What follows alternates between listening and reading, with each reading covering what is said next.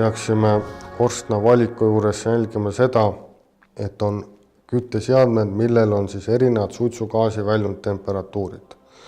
Kui me ei tea kindlalt, millist kütteseadet me tulevikus oma majas tahame kasutama hakata, kas selleks on katel, ahi, keris, mis iganes see võib olla, siis tuleks sellest lähtuvalt valida ka korsten. On olemas korstnaid, mis töötavad kõikides töörežiimides, sobivad nii märgadele töörežiimidele, kuivadele töörežiimidele ja samamoodi siis ka kõrgetele ja madalatele temperatuuridele. Siis on teil võimalik pärast hiljem otsustada, millise kütteseadme te selle korstnaga liidate.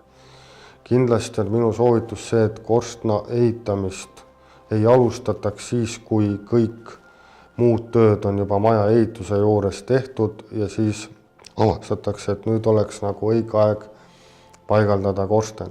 Sest tihtipeale tuleb siis ette selline lugu, et asukoht, kus korsten peaks olema, on vahelae juures kuskil taladega või roovitusega kaetud, siis tuleb hakata sinna tekitama vekseldusi, sealt läbi minema, mis tekitab jällegi teile lisakulutusi, samamoodi katuse puhul, mis on väga tihti on tehtud seda, et enne korstent on ära pandud ka pööningul soojustus puistevilla näol, mis eeldab seda, et see puistevill tuleb korstna paigaldusajaks sealt eemaldada, aga puistevilla eemaldamine, kõrvale lükkamine juba vähendab selle soojustuse võimet ja samamoodi kahjustab seda, et kindlasti ei saa see enam nii hea, kui sinna sisse tekitada käigurajad ja teed ja hakata siis tegema sinna ümber veel nõuete kohaseid läbiviikude isolatsioone, mis korstendel olema peavad.